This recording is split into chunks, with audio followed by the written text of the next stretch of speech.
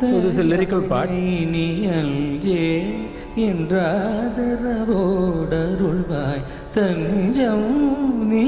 This is bhakti.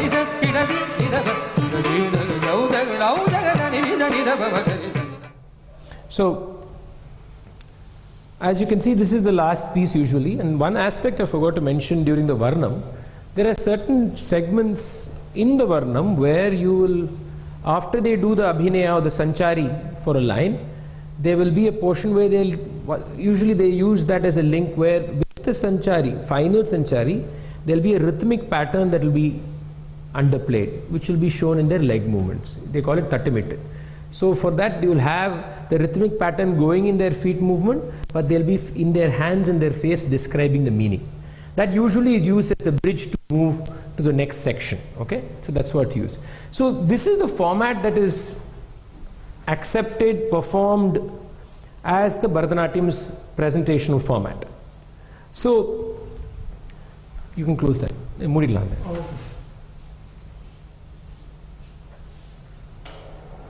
Light ponnuma.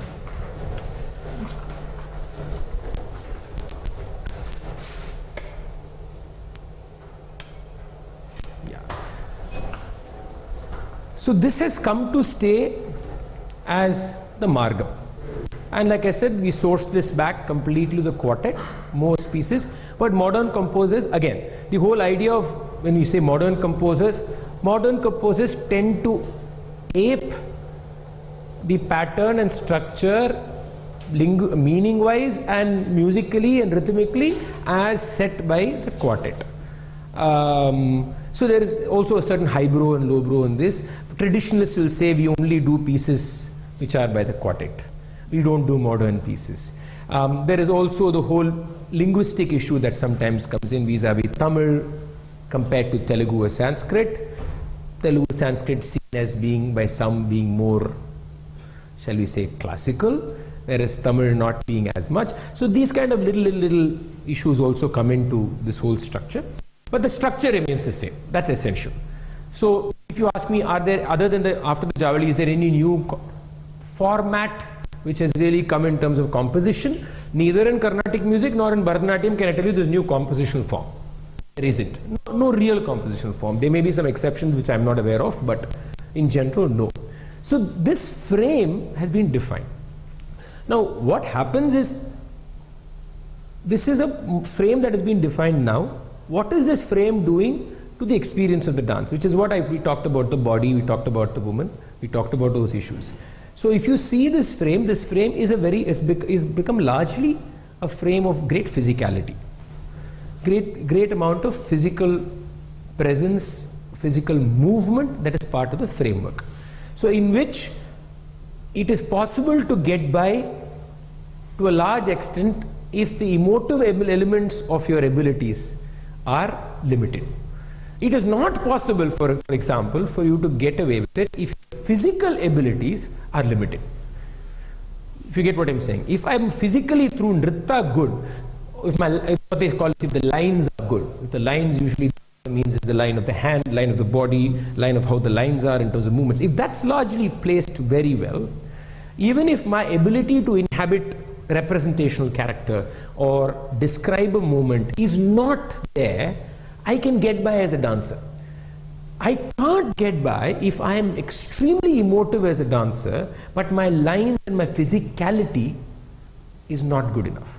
That itself says something about how we look at the form, which is where again the body form I think comes into context. So that is how we are framing this. I can find a reflection of it even in Carnatic music. If my compositional, if my concert structure, if my ability to present the lines of the structure, if my ability to present the cleanness of form in the way I sing a composition or in the way I present certain improvisation is in order, I can get away with it. With singing a Carnatic concert.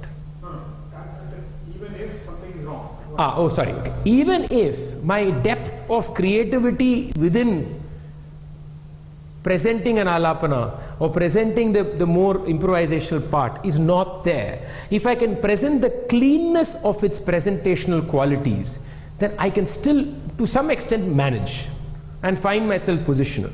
But if I cannot frame this cleanness, but I have incredible ability of insight, that will not. So there, it says something about what I think, what has happened to be the way we perceive or we want to receive and we want to give these art forms. This may be true of many other art forms too, but I'm only restricting it to these two right now since we are talking about them.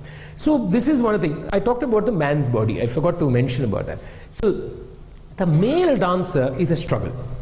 The male dancer is a struggle. First, the idea of sexuality straight creates a problem. The male dancer is perceived to be non-male automatically. So there is certain feminineness that is associated.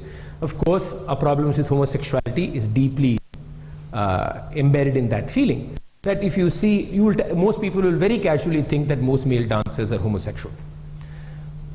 It's a very natural thought, by the way. It's nothing new. It's a very natural thought that everybody thinks, oh, if it's a dancer, then it's like a male nurse. You know, male nurses, I think, have the same kind of a battle in the field. A male dancer has great challenges. Other aspect, I think, also is that the dance has been framed. If you look at all the text of the dance, it's all framed with the woman, right?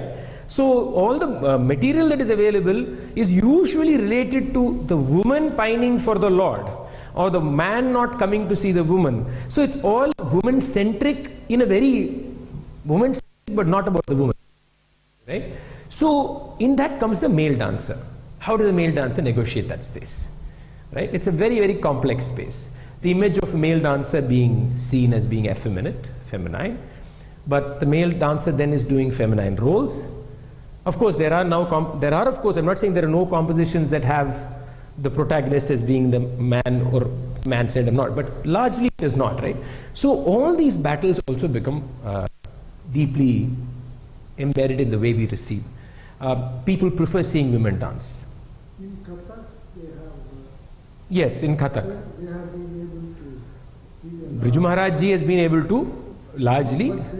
They have a tradition. I mean, also in Odissi, Keluchar Mahapatra was able to create his own identity as a male dancer. Even in Bharatanatyam, there have been people. The Dharanjiyans have done it. There have even people who have done it. Not that there are no. But not like Kathak. Kathak is much more because I have the line of male dancers is... But now after Kalakshetra, there is, I think, enough male dancers who are there. But still the male dancer will tell you it is not. The male dancer will even now tell you in Bharatanatyam that it is not easy. It is very difficult to break stereotypes. So in a way in Bharatanatyam, the woman is also trying to break a stereotype. The male dancer is also trying to. But it's much harder for the male dancer because of the perception of this being a woman's form. So that's one battle. The battle of structure, I told you about the aesthetics of the form itself in terms of performative is also a question. So what has happened through the last century has been a complex maze of aesthetics, politics, philosophies, history, everything coming together and bundling itself. But nevertheless, Bharatanatyam is to a large extent India's dance face around the world. There are Bharatanatyam schools every part of the globe, taught not just by Indians, taught by people of different ethnicities in different countries. and it is today seen as being representative of what is Indian culture. We can disagree, agree, but that's pretty true. But again, we have to say that this is today a Brahminical form of dance. There is no doubt. Brahminical form, I'm not saying a Brahmin form, I'd like to find that difference. It's a Brahminical form. The dancers are mainly coming from upper caste and upper class communities. There are exceptions. Some people have done some incredible thing. Nartaki Nataraj is one very important figure, I think, in our time. She's a transgender who's a Bharatanatyam dancer, and really forged a big mark into the world of Bharatanatyam. So there are people, but they are still exceptions, and they have their own battles that they are fighting. One interesting thing I want to say here is about the music for Bharatanatyam. So in a Bharatanatyam stage, if I'm the dancer, the musicians are usually placed on the right side of me. There are a few changes that have happened there. The most important people there are seen as the Mridangam player and the Naturawanga. People who don't know what the Naturawangam is cymbals, a thicker one which is the bottom, the top, and it's played like that. And what does the Naturawangam do? The Naturawangam is basically in sound recreates what the feet of the dancer is doing. So the dancer has bells on her feet. So whatever leg movements are happening, that's recreated by the Naturawangam dancer. So in a way, it's a guide also for each other. And it's in hearing the leg with the Naturawangam and with the syllables being said where the magic happens. So the leg is moving, the cymbals are sounding, and Ketajam is being said. So it's in that triangular experience that whole beauty actually comes out. So you're Naturawangam Mridangam of a singer. You sometimes have a veena or a flute or a violin. It's one or two, or that depends. It's very optional. That they are the orchestra. Unfortunately, in the Carnatic world, singing for dance is tremendously looked down upon. So, if you ask a Carnatic stage concert performer, they'd not be comfortable with the idea of singing for dance.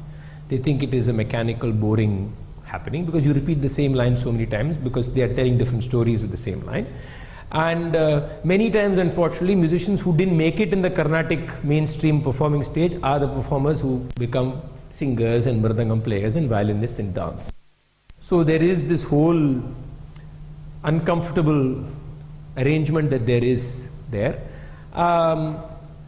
Because of that, there have been a few other things that have happened. I'll just finish. Is that because a lot of, in the traditional days, in the old days, the Naturawangam player, the Mridangam player, the singer were all part of the dance community, right? So they were growing up with Sadir, they were part of the music of the Sadir, they were composing for the Sadir, so they were part of the whole world of Sadir in which music is an element. Now you have musicians who are not part of that Bharatanatyam world, who are becoming musicians for Bharatanatyam. The whole dimension is different, right? The way they perceive dance is different. The way many of them are doing it because they have no other choice. They believe that they would like to be playing violin on a concert stage. They are not getting opportunities, so they are playing here, or the Mridangam. So there is that whole issue that happens. There is also the fact that many Mridangam people bring the aesthetics of the concert onto the Bharatanatyam floor. They have not been trained in the Bharatanatyam tradition of how to play with Bharatanatyam. They have trained to play for, say, T.M. Krishna's concert. Okay? But now they are playing for Bharatanatyam. So they bring ideas that would be applying for the concert into Bharatanatyam. So forms of mathematics, for example, in Bharatanatyam has changed. The mathematics that many dancers now use in Bharatanatyam are actually Mridangam mathematics that is used in a concert stage. See, the idea of mathematics, arithmetic is a better word. The idea of arithmetic that is used in concert stage is very different from the arithmetic that is used in dance. Okay? There is the idea of how we look at correctness in math vis-a-vis the correctness in aesthetics is very different. It doesn't have to be 7, 8, 9. It can be 7, 8, 8. We are okay with that. As long as it functions its purpose in the aesthetic form that it inhabits. In Bharatanatyam, many times you will find 7, 8, 8 as a finisher. Because the last 8 will come and fall so beautifully in mode that they don't care that it's 7, 8, 8. Now the concert performer will come and say, no, that's arithmetically wrong. Let's reconstruct it to make it 7, 8, 9 correct. But then what happens to the aesthetics? So mathematical correctness does not necessarily mean aesthetic correctness or aesthetic inhabitation. So these kind of little, they're not little, they're actually major problems. But these kind of issues does emanate in Bharatanatyam today. So the math in Bharatanatyam is being investigated, because like my guru used to do a lot of jatis because he was a Natwanar. My guru Sitaram Sharma was a Natwanar. So I knew many of the jatis, and I can tell you that a lot of the math he will tell me, I'll say, Sir, tappa irke sir. And I used to think, what is this? Is an old timer saying it's beautiful. No, but actually when you see it in form, not separately, when you see the whole thing coming together, you say, I know what he's saying. It just, there's a certain finish that allows it form. So it need not be mathematically correct. Sometimes the correctness and the aesthetics fall together and it forms. Sometimes it does not. What do you mean by mathematics? I mean like saying progressions. If progressions are 7, 8, 9, if there are certain math calculations in which you have to add one element somewhere to just give it a certain curve, which kind of breaks the whole mathematical form, you're allowed to do it. You can break the symmetry as long as that curve allows for a certain closure of it. Sometimes the symmetry will just stop. What will happen is the symmetry by itself will work, but it will not be able to connect to the next part. So by itself it's functional, but you place it in context, the symmetry is asymmetric to the whole being. Right? So at that time what they will do is they'll place the symmetry and then just put a little addition at the end. Like a link point, and then it will flow. Or sometimes you have to break a little. So these breathing spaces are there. So these kind of issues are there, for example, in Bharatanatyam. So what is the kind of arithmetic and mathematical possibilities? A very interesting thing that happens in Bharatanatyam, you also see this in YouTube, is when the Naturawanga is doing the symbols and the leg movement is going, the leg and the symbols are the same. Okay? But what is being uttered is not the same as the symbols. So what will happen is, if he says ta kitta tom, taka tom. Now there is ta kitta tom, there's a gap, right? Ta, in between there will be a little movement which the leg will be doing. That will not be uttered. So sometimes there's cross rhythm happening. Beautiful cross rhythm. So while the movement will be like this, the cross rhythm below will suddenly give you a feeling of counter movement happening. So, and also in speed. The speed may be lower in the uttered syllable, but in the leg movement will be the double speed. So these are all experiential qualities that different speeds also give. So the symbols and the leg will be in the second speed, whereas what is being uttered will be in the slower speed. So the gaps will all be filled. So if I have a gap of 7, 3 times, I can each time one fill it by 4, one fill it by 5, one fill it by 6, and leave the little as a gap. How I play with these layerings is also experiential. It gives you a huge experiential value. This is exactly how the meaning of a line is also played with. If you look at it just ideationally, the meaning is there, then there is the gap between the meaning. Those are the crevices in which the dancer should be able to go. I learned one thing from the important part is one of the big infra dig that musicians used to have, still have with Bharatanatyam, is where is creativity. I sit on stage and I'm just creating on the spot, which itself is not accurate, because you're not really creating out the blue on the spot. Your mind is reorganizing in different ways. That's what it is doing. But that apart. So the idea of creativity. So the dancer practices so many times, right? You may practice the same Varnam 100 times. You may practice all the storylines the dancer is saying. So is the dancer really creating on stage? That's a question that many people ask. There are 2 ways of looking at it. One is, what does it mean to create? That is the fundamental question. So even if the same symbolism is being done, the way that symbolism is communicated is happening at that moment. So in that moment of transference, there is still a certain inhabiting of that space, of that character, of that emotion, and transferring that to to everybody in that space. There have been dancers, for example, who could create story, who were so good in the craft that the singer did not know how many times to sing that line, because the dancer was just creating stories right there and just building it. So the singer sometimes used to be lost. I mean, they have to just continue watching the dancer, because sometimes the dancer just creates. So, but that's one type. I would say that when you sing, even if more or less the storylines have been fixed by the dancer for a varnam, when the dancer goes into the character, even if the hand symbol is the same as done the previous night, the way it communicates is rediscovered every time. Only then the dance really communicates. Because you can ask the same question, for example, of a Western music orchestra. Beethoven's piece is played, Sixth Symphony is played every day by the same orchestra, the same notes. Is there creativity? I would say yes, there is creativity, because every time it's recreated there. Only then it remains alive.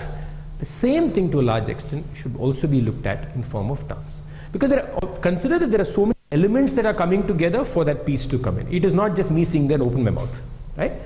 So the coming together of everything, coming together of all those elements happens very differently every day.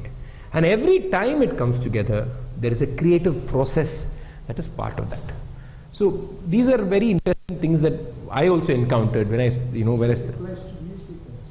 Yeah, but what happens in music is, because there are not so many elements in terms of meaning, in terms of story, in terms of lines, in terms of facial, all that, it becomes easy for me to think, imagine that I'm just creating something on the spot.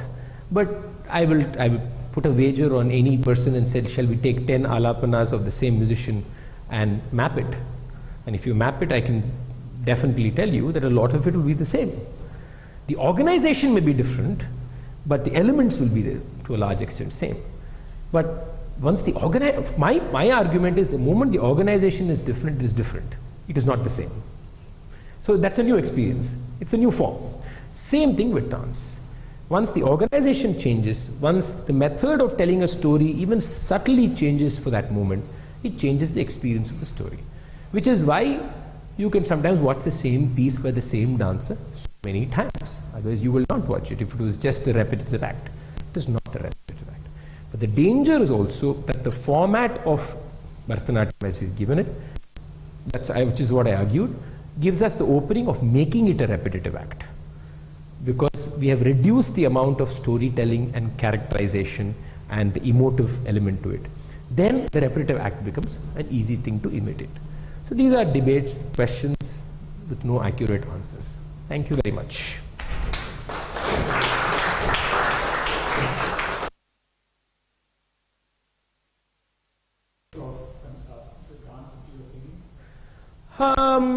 Actually interesting. I have not used them. I have not used them personally. I knew some of them from my guru. They're all in symbolic forms, in the Sholikatta forms, Takita form. I have not really used them, but in many Tillanas you can find them. Some of the, like we sing dance Tilla. Some Tillanas by the way came to Carnatic music mainly because it was more danced. So in that, if you see a lot of them, when we sing these Tillanas, we kind of automatically import them. But that arithmetic, that form of, shall we say... You would not break rules like that. See, actually in Carnatic music also a similar trend has happened. If you take the arithmetic that was being done by musicians in the past, they didn't bother as much about arithmetic correctness. Okay. They were willing to leave a arithmetic correctness. Now there's a classic, I will give you one classic, what's known as a Korve, which is basically a two-part mathematical symmetry. Okay. The first part, second part need not be connected mathematically, but aesthetically we'll prefer. So, tat-tam, takatam, takita-tam, tadikita-tam. This is one standard Korve. Okay, the form is very simple. Tat-tam, takatam, takita-tam, tadikita-tum, tadikita-tum, tadikita-tum. Okay, you don't have to know anything. Does it sound wrong? Just in terms of rhythmic symmetry. Tat-tam, takatam, takita-tam, tadikita-tum, tadikita-tum, tadikita-tum. Sounds correct? Okay, I'll tell you what the math is. So if I was going to write it,